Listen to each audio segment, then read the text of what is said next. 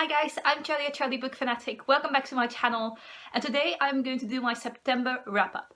I managed to read 5 books in the month of September, and I'm going to go through all of them with you. If you think, Charlie, weren't you wearing the jumper in your last video? Are you filming it on the same day? Nope, I just wear this jumper a hell of a lot. So let's get started, shall we? The first book I want to talk about is the 3rd book in the Off-Campus series by L. Kennedy, and that is The Score. I obviously can't tell you a lot about these books, but these books all follow a different friend in the friend group, if you know what I mean. There are all of these hockey guys that live in the same house, and every single book follows a different hockey guy. But it's written from dual perspectives, so you get to see the girls' and the guys' perspective. This book followed Dean, who is a rich, cocky guy who loves to have sex. I rated this book 3 stars. The first book in the series is still my favourite book, and after that it just kind of disappointed me. I think C.J. Duggan's books have kind of spoiled me for new adult romance, especially following friend groups, because that friend group in her books was so well developed, and I feel it feels kind of weird to just read about these different characters, but just a lot less than you have seen them in other books. It just doesn't feel good. All of the characters kind of remind me of each other, and that is also not a good thing. I wasn't a huge fan of the romance in this one. I don't know, I feel like I want to continue on with this series, but it's not my favourite, to say the least. Then I read my first 5-star read of the year, and that is Defy the Stars by Claudia Gray. This is the first book in the Constellation series, and it is a YA sci-fi. It follows the relationship between a robot and a human who are both from different sides of the war. They shouldn't even be friends with each other, but this book basically chronicles their journey together and them getting to know each other. It is such a sweet book, and it really surprised me, to be honest. I have never read anything else by Claudia Gray, so I didn't know what to expect going into this, but I really like this one, and I definitely want to continue on with the series. I think my favourite character in this book was Abel, who is the robot. I really liked the whole mechanics behind him, because he's obviously an AI and someone programmed him, so he kind of is sworn to protect his original maker, but his original maker then disappeared and he was locked up for years and years in this old spaceship, and then our main character, Noemi, comes and rescues Abel, and she is the highest ranked person in his vicinity, so she becomes kind of his commander, and he has to do everything she says because he is programmed that way.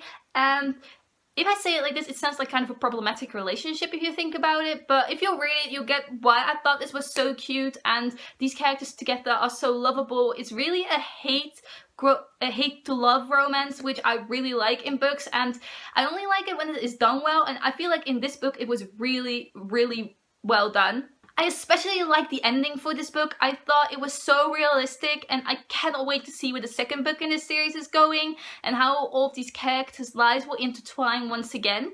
Then I came back to a book I once DNF'd, and that is The Hobbit by J.R.R. Tolkien. This is a book in the Middle-earth universe series, and I love this edition, by the way. I think it's so shiny and pretty, but I managed to finish this one this time around, and I thought it was a lot less boring than I thought it was the first time, but I was a lot younger when I read it for the first time, and I think it just didn't click with me back then, because this book is very descriptive, and I feel like not a lot happens, so it's very easy to just miss something if you're reading over it quickly, because you want to know what is going to happen next, because it is kind of slow in my opinion. But this time around I enjoyed it more than I did last time. If you don't know what The Hobbit is about, which I can't imagine, but I'll explain it to you anyway. It's about a hobbit called Bilbo Baggins, and one day Gandalf, who is a wizard, and all of these dwarves come into Bilbo's home and swoop him off to go on a journey, to go under the mountain and take back the dwarves' kingdom that was once long ago abandoned. There are also original illustrations by J.R.R. Tolkien in this book, and I really like seeing his original drawings. One of them is this map at the front of the book But there are also illustrations throughout the book. There aren't a lot of them, but I really like seeing them and having this picture in my mind. I have seen all of the Hobbit movies before and I really enjoyed them. So I was so sad when I didn't like the book because I read the book after I've seen the movies and then I DNF'd it. But now I read it again and I really liked it, and I really liked seeing all the different scenes in this that were also in the movie, but the movies are so much longer and they're still my favorite after reading this book, if I'm being very honest with you. Then I finished up my second reread and third read overall of Aristotle and Dante, Discover the Secrets of the Universe by Benjamin Alire-Sáenz.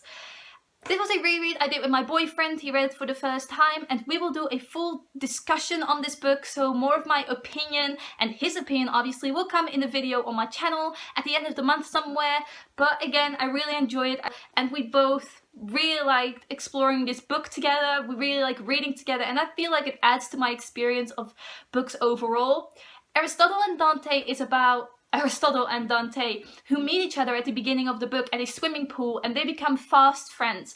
And this book is very character driven. There's not much of a plot, but it's mostly about these two characters exploring each other, coming of age, exploring family life, sexuality, that kind of thing. It is just really a YA coming of age contemporary story, and this is one of my favorite books of all time. If you haven't heard of it, which I can't imagine again, or if you haven't read it yet, please pick it up because it is so worth it. Then another book I was very excited about was The Bone Season by Samantha Shan. This is the first book in the Bone Season series. It's going to be 6 books in this series, I believe, and it follows a main character called Paige Hancock. This is a fantasy world that is set up in all of these sections, different sectors. And a lot of people in this world have powers, but a lot of people also don't. And our main character is a character with powers. She's called a dream walker. She can go into kind of a coma and then go into people's minds. It's a very cool concept. She's kidnapped and sent to this prison world. So this whole book takes place in this prison world, and it was so cool to see that society and how humans were treated down there, because there is a different race, Raphites I believe they're called, and they are superior to humans, at least they feel that way, and then kind of make these humans their slaves. Humans with powers are kind of trained to kill these enemies, and this prison world is totally secret to the humans on the upper world because nobody can know about the Raphites. They're all secret. And the Raphites and the humans kind of try to fend off these enemies so they don't invade the world up above, because this is obviously an underground secret world. There's only one prison world at this point in time. But yeah, I was really excited about this book. I saw this hardcover on Book Depository for a very reduced price. It is used. It was kind of beaten up a little bit on the side, so you can't even really see it. But I got this for a bargain and I absolutely loved it. I gave it 4 stars and I definitely want to continue on with the series because it is so good. So these were all the books I managed to read in September. Let me know down below if you've read any of these books and what you think about them, or what have you read in September. I would love to know. Thanks for watching. Goodbye.